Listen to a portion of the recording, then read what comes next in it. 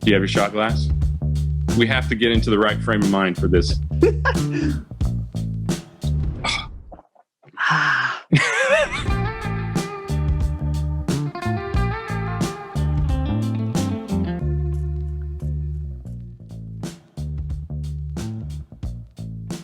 It's time to wake up to Tequila Sunrise. Greg White here, and I have spent my career starting, leading, deploying, and investing in supply chain tech. So we take a shot and talk founders, execs, investors, and companies in this hot industry. If you want a taste of how tech startup growth and investment is done, join me for another blinding Tequila Sunrise.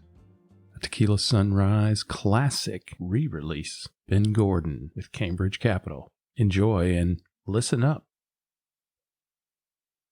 All right, let's bring in our guest, Ben Gordon, founder and managing partner of Cambridge Capital and founder of Ben Gordon Strategic Advisors, an investment banking firm. So let me tell you a little bit about Ben. He's dedicated his career to building successful supply chain and technology companies. I'd say he's done okay there.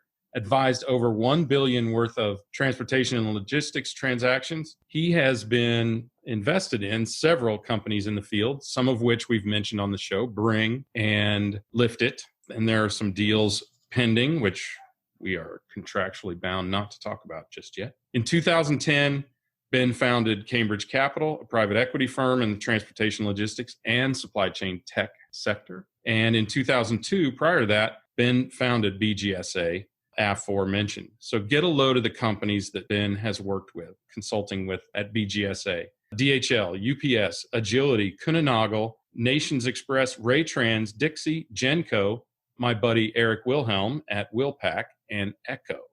They've all trusted Ben to help grow strategies and acquisitions. I'm going to let Ben take the rest of the story from that point back in his history and tell it to you. Let's welcome Ben in. Ben, it's great to have you on Tequila Sunrise. Thanks for joining us. Thanks, Greg. Great to be with you and great to see you again. Likewise, it's always good spending time with you. So I want to figure out what you've been up to lately that you can share with us. You know, I've spent the last 6 months in one place here, and it's the longest that I think, even prior to college. I think it's really since high school, the longest I've been in one place. Is that right? So you know what? But we're all living through this same disruption. The silver lining for me is that we've actually gotten 3 deals done in this COVID environment, and we've been able to discover that we can still find, invest in, and help great companies, particularly in logistics technology, notwithstanding this huge and disruptive COVID environment. And right. I think it's a testament to the fact that, first of all, life goes on. Second of all, logistics technology companies are actually doing better than ever because the virus doesn't stop software, and goods and commerce still continues. And so right. Supply chain continues to play a vital role in helping to make it happen. So companies like Lift It and Bring and others continue to actually increase their growth amidst these challenging times. And I think that's been, amidst all the horrible losses of the last 6 months, that's been a silver lining for us. It has. I've heard it said many different ways, but essentially this is supply chain's time. You know that we've made it, Ben, when we don't have to sit and explain. Now, in your family, it's different. But in my family, every time you sit down to a meal, you have to explain. Now, what is supply chain again? When you hear your parents understand it, consumers understand it, and even politicians understanding what supply chain is, you know that it's supply chain's time.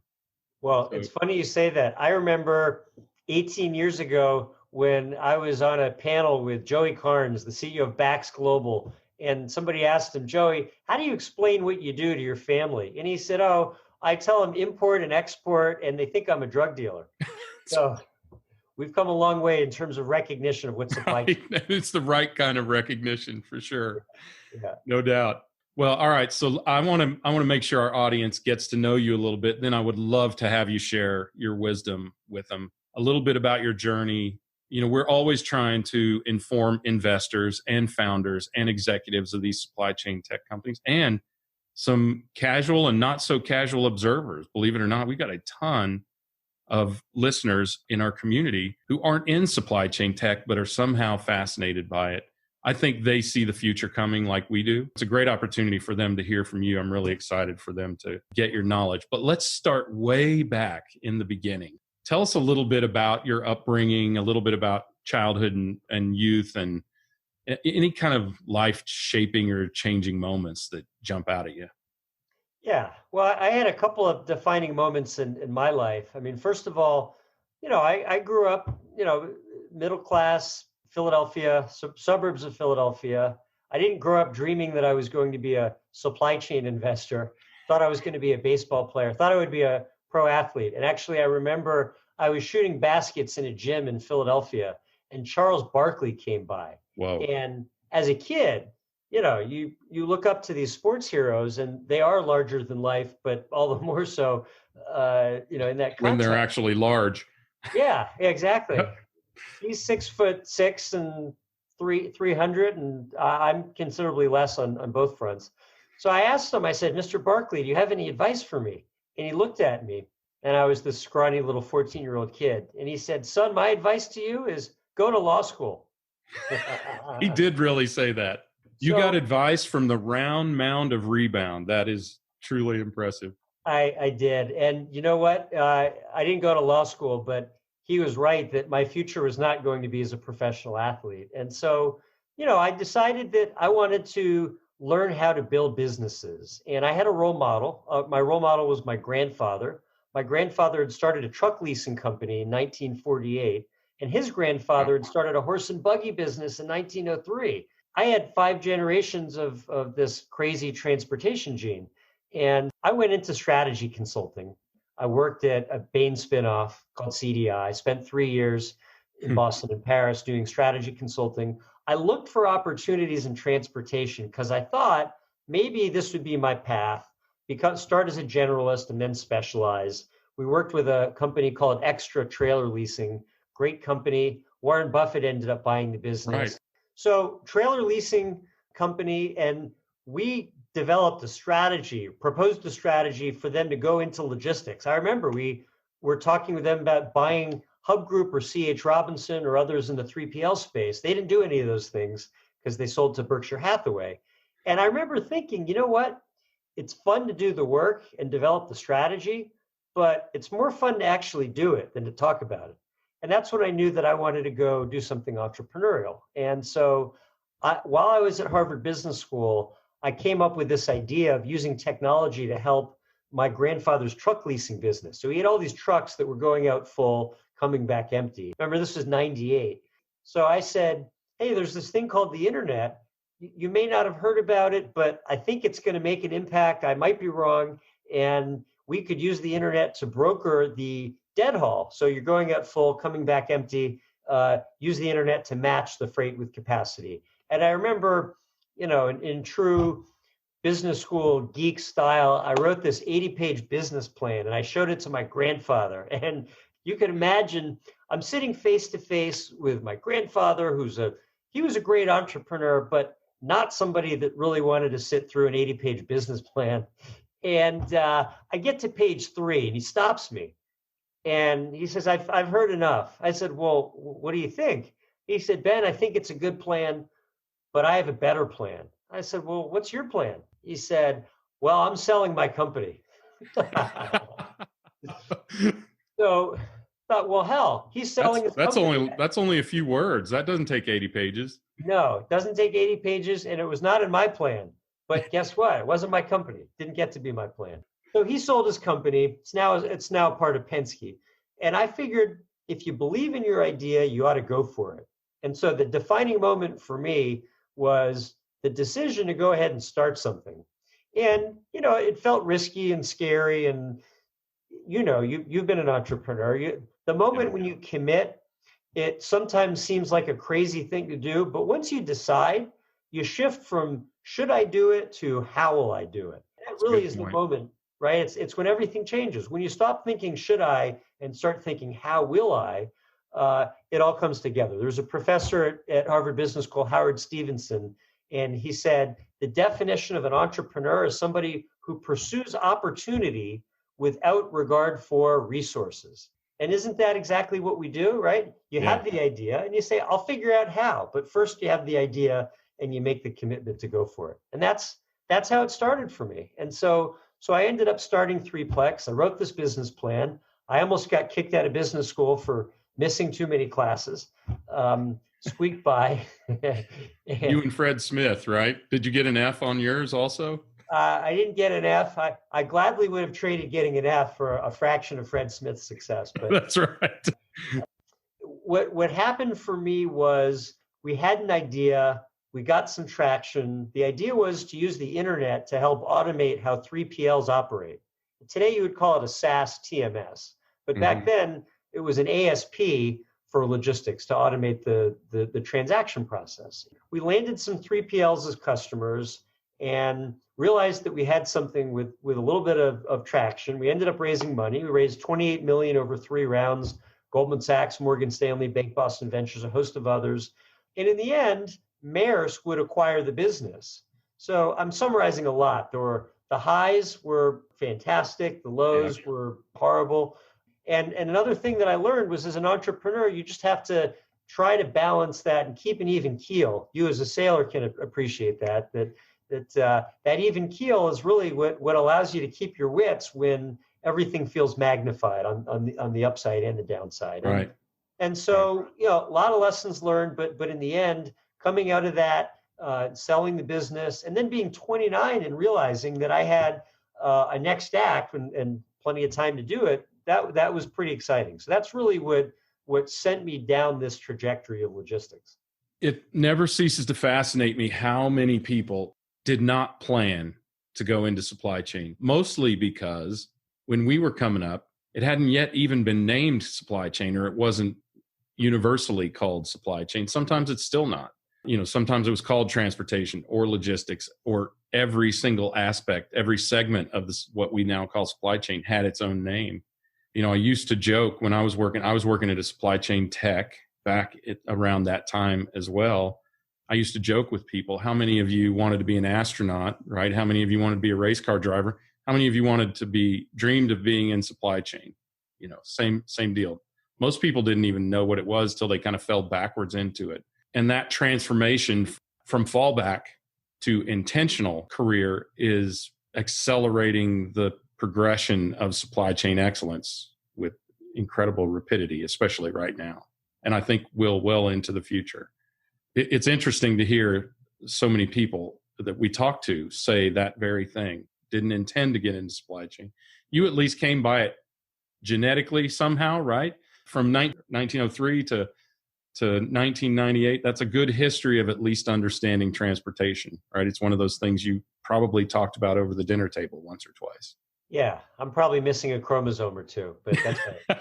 It might have cost you more brain cells than college did. Yeah. Since you're a Philly guy, I got to ask this question. Do you have any particular fandoms or anything like that since you're a Philly kid? Well, I'll tell you, in 1980, when the Phillies won the World Series and I was 7 years old, it was amazing. But you're spoiled as a kid. You don't know what to compare it to, right? So in some respects, you appreciate the successes more when you've had these long streaks of failure, right? So I moved to Boston in 95 for my first job. And the Boston sports fans are fantastic, partly because given the curse and the 86-year drought from 1918 to 2004, when the Red Sox would finally win, the Red Sox fans appreciated success. I hope I am not becoming one of those old guys that says, in my day, ... But Boston sports fans today, they're spoiled. They had a string of victories. The Red Sox 2004, 2007, 2013, 2018. But the Red Sox fans of the 90s, when I moved to Boston, they knew the Yankees were the evil empire. They knew they were probably going to lose, and they had to find some way to deal with the continuous torment of being the devastation, right? Like Charlie Brown when Lucy pulls the football away every time. So so I was lucky. I was spoiled to have the Phillies win it in 1980. It's funny. I'm a Chiefs fan, so I've been alive for both Chiefs Super Bowl victories, barely alive for the first one. I appreciate it. Believe me, I appreciated it. I get that. That's interesting. That's an interesting perspective. So I'd love to ask you something because you're such a talented guy. Aside from basketball, which fortunately was identified fairly early by a professional, is there anything you're not very good at? Well, there are lots of things I'm not good at, in addition to basketball. I remember I always thought of myself as the scrappy underdog. So, like my freshman year in high school, I tried out for the cross country team and I finished last in that first race. Okay. But it motivated me. I worked hard. I think it took me about 30 minutes to complete the 3.1 mile race. And by the end of the year, I'd shaved off about 8 minutes and come down to 22 and was the most improved runner. Wow. Sophomore year, similar story, and shaved down from 22 to 19. And junior year, continued to shave down and was co-captain by senior year. Look, I was not winning any races. I was not setting any records, but I took a lot of joy in starting starting badly and then working my ass off to get better. And that's kind of been my MO all along. I mean, I don't think I was ever naturally the best at anything, but it was motivation for me to work hard. And so there are lots of things today that I'm also not good at, as my wife is quick to remind me. Are you still working hard on them, on those things? She doesn't think I am, but I think I am. Yeah, that's good. Look, I think being a better listener, pausing, not jumping in to think you have the answer. I mean, this is sort of the entrepreneur's double-edged sword, right? You start a business because you think you can do something better than other people, but you succeed when you realize that you don't have all the answers, right? So like the mistakes I made with my first bit with Threeplex, they were largely mistakes where I thought I could do it all myself and I couldn't, and I was wrong. And I made judgment errors and I, made strategic errors and execution errors and people management errors. And I thought I knew everything and it probably made me an asshole. And so knowing what I didn't know was probably the biggest learning for me in making sure that I got better with my second company, better with the third company, better with the fourth company. So listening, humility, trying to recognize what I didn't know. Those are all things that I've worked on and I'm continuing to work on. Would you say that lack of fear to start and ability to recognize when you've screwed up and learn from it, or keep trying to just keep getting better, would you say that's your greatest strength, or is there something else? I mean, I always think of myself as the scrappy underdog, the ninth grader who went from worst to most improved in cross country, or the middle school kid who got picked on by the bully who was much bigger but fought back. I always thought of myself as that scrappy underdog that was just going to work harder and want it more and figure out how to get there.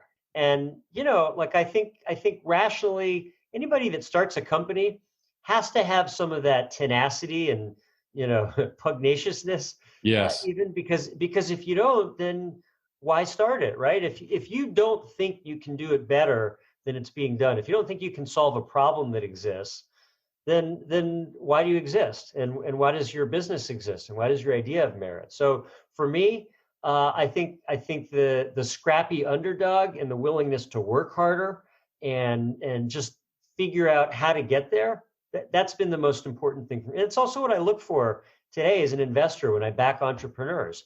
I look for entrepreneurs who are willing to acknowledge that they don't have the answers, but are also committed to fighting and clawing and doing whatever it takes to figure out how to get the answer and get to the other side. I think that scrappiness is really crucial.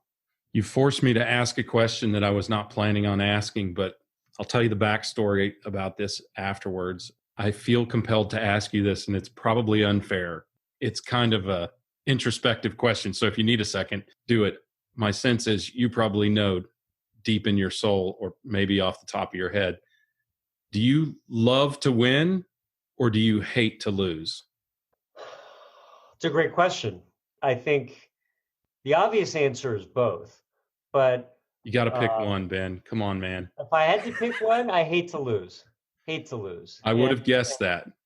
And, whether it's in sports or business or anything else, yeah, when my back's against the wall, that's usually when I found that I've been able to discover resources that I didn't know that I had. And I think anybody that doesn't hate losing, I don't know what that's like. I mean, right. I can't even imagine myself. I get it. So I learned that question from an athletic coach. One of my daughters was a college swimmer, and her club coach when she was still in high school said, I can ask one question and tell you which of my swimmers are going to be the greats and which are going to be the good. Because they're all very talented athletes. And he said, I asked them this one question. So we were sitting at a bar and having this discussion, which was a great experience. And he said, I always ask them that question. And universally, the greats say hate to lose. And here's why, is because they, one, think winning is the job, right? Winning is not something to celebrate. Winning is like showing up, punching the clock, and going home at the end of the day for them.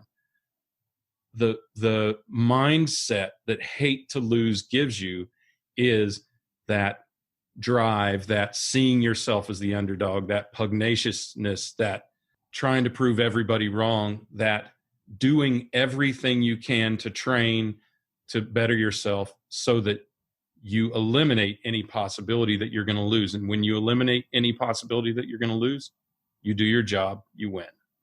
I just thought that was a really great insight and a great introspect. And I've used that to evaluate particularly salespeople over time. 100% correct. Interesting. Every single time. So at least for me. That's interesting. That's a great insight. I was really thankful for that. I mean, that was one of those life-changing moments for me. But we're not supposed to be talking about me. We're supposed to be talking about you. So, but it's interesting because I would have guessed that you would have said that. Hate to lose, undoubtedly. Yeah.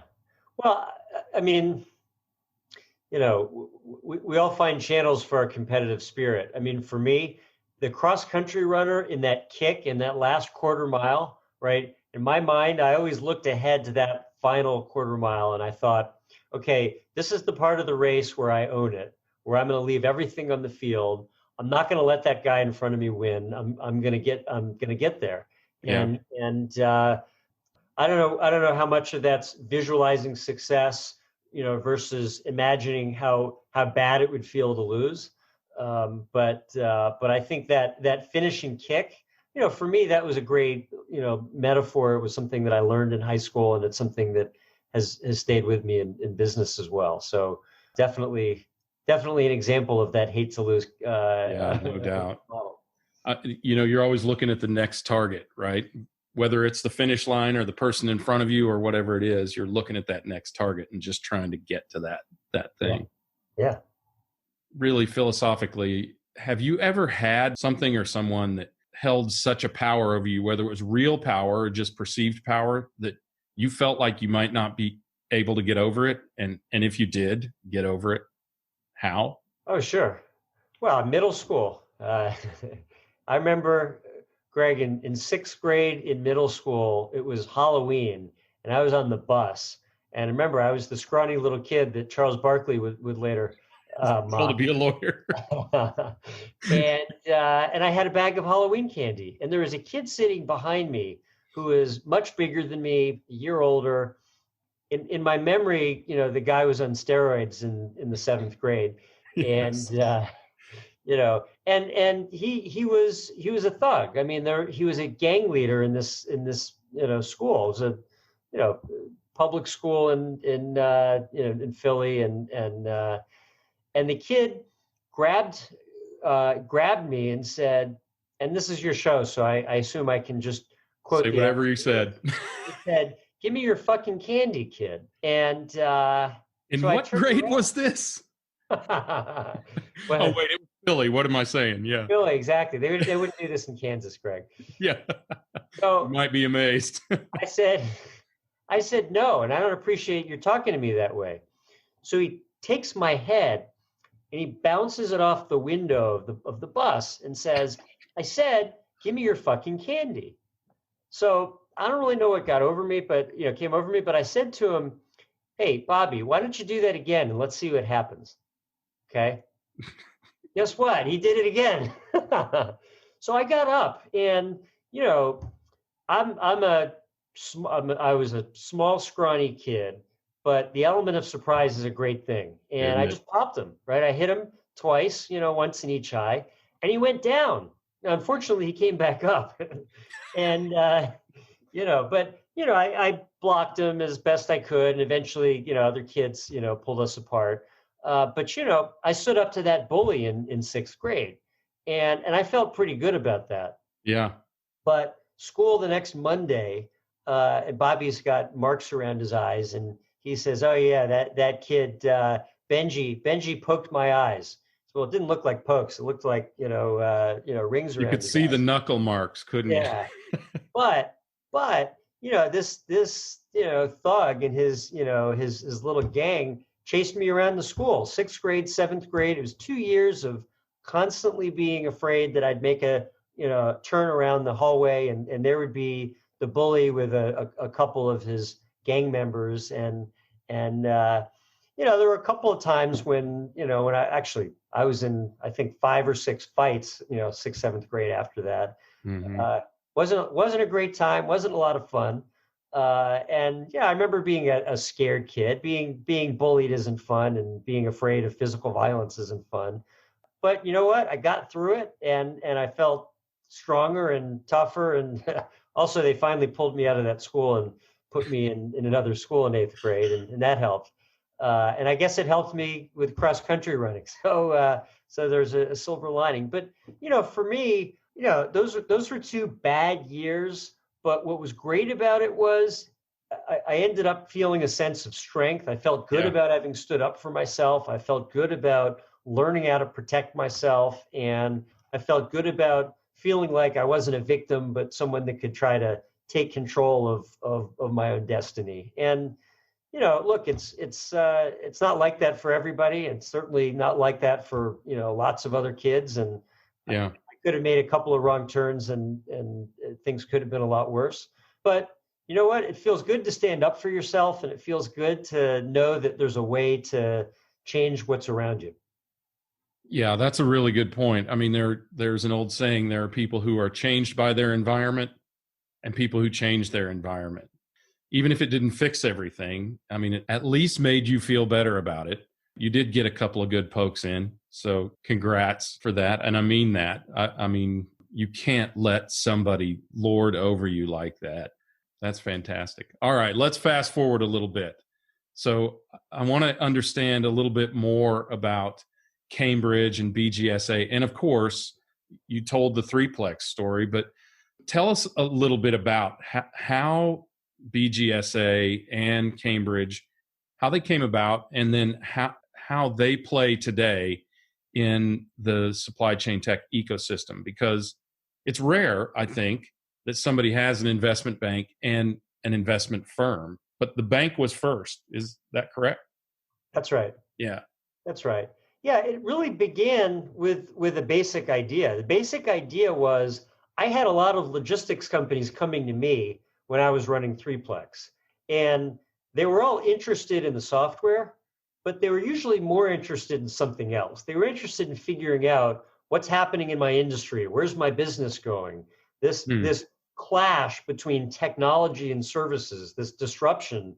What does it mean? How's my world changing? And what do I do going forward? Those were the questions that people really wanted, far more so than should I buy your software or one of the other transportation technology offerings. And so I thought, as an entrepreneur, what are you supposed to do? You're supposed to listen to your customer. Okay, well, the right thing for me to do is meet the perceived need, which is to help CEOs of logistics companies to build and grow by anticipating changes on the technology side and on the consolidation side. And so really that led me to decide I wanted to build an investment bank that would help CEOs of logistics companies and that would be different from the other banks. Remember, I'm the scrappy underdog, right? What do I want to do that's different from what those giants, Goldman Sachs, Morgan Stanley, the big banks, great, smart, lots of resources. But we have something that we don't think those other firms have, which is an understanding from the bottom up of what's happening in supply chain. So really, the premise back then was, let's give CEOs of logistics companies the insight that they're not going to get somewhere else about what's really happening in the sector. And so I went to some of the 3PLs that I'd gotten to know as I was building Threeplex. And, people like Sid Brown, who was building NFI, Herb Shear, who was building Genco, Louis DeJoy, who was building New Breed. These were three examples of fantastic entrepreneurs who were building what would ultimately become major multi-hundred or multi-billion-dollar businesses, but at the time were very small. And I had the privilege of getting to work with those and others as clients. And that involved helping them with strategy and then working with them on acquisitions, buy side and sell side. And so we did a string of deals, working with NFI. NFI was really our first client, and it was fantastic getting to work with Sid Brown. That was a $100 million trucking company when I first met Sid Brown. And today it's a $2.5 billion business. By the way, our firm, BGSA, just helped NFI. Right, by CAI, right? Exactly. We helped them buy CAI Logistics. It was the largest non-asset logistics acquisition in their history. And so, that's a 20-year plus relationship. And I'm really, I'm proud of the fact that we've been able to build close relationships with great companies and great CEOs like NFI and Sid Brown and Herb Shear and Genco and Louis DeJoy and New Breed, because those entrepreneurs in turn built great businesses. And, we played a small role in support of their accomplishments, and, in turn, a small role in the evolution of this industry as technology has become more important, as consolidation has become more important, and as convergence of different logistics services become more important. So BGSA really played a role in all those areas for the 50 plus deals that BGSA has worked on over that time frame. And so that really that was the simple focus of the business. So how did that evolve into your own fund then? That's what Cambridge became, is the private equity, growth equity and private equity, I think is your niche, correct? That's right. So after about a decade of building the advisory business at BGSA, I decided that I wanted to be in a position where I could put my money where my mouth was. We'd worked with some great private equity firms. So for example, we worked with Warburg Pincus on the majority investment effective acquisition of Coyote Logistics in 2007. So Warburg puts in $100 million, ends up producing a $1.8 billion exit when they would sell to UPS 8 years later. Fantastic, right? Mm-hmm. So we worked with a lot of great companies and a lot of great private equity firms and helped make those clients and partners a lot of money. But there was something missing. It wasn't just the money, it was also the feeling of accountability, right? I mean, much like I like the idea of building Threeplex, building a company, more than just being a consultant, I like the idea that I would put my money where my mouth was and then have a vested interest in the long-term growth and success of these companies, not just a deal where it's a hit and run. Right. And so I decided in 2010 to start Cambridge Capital. And our premise was, number one, invest in what you know, which is supply chain. Number two, focus on people first. We looked for great entrepreneurs that we could back who we thought were winners. Number three, businesses where there was strong growth, because we're growth investors. We're not making money based on piling massive amounts of debt on companies. It's really investing in great people and supporting their growth. Sorry, that's a really important distinction I want to share with our audience, and that is that piling debt on a company is the way that many private equity firms make their money back. They burden the company with all this debt, and then it leverages. And you can correct me where I'm wrong, because I already feel like I'm over my head at this point. But that helps the bank make money. It doesn't necessarily help the company or the original shareholders of that company make money. Is that a fair estimation? Yeah, exactly. I mean, look, leverage can be a great thing. And if you look at the leverage buyouts in the 1980s when Blackstone and KKR and Bain, I mean, you could buy a business and use debt for over 90% of the value. It doesn't take a lot of growth for your 10% sliver to go up enormously. Right. On the other hand, if it goes the wrong way, you can destroy the company. And Right. that happens a lot. And leveraged buyouts created a lot of wealth for the people that were involved in them, but they also imposed a lot of risk on those operating companies. And for me, it's just more fun to be a part of rapid growth than to be focused on financial engineering. And so Right. our MO has always been focused on growth.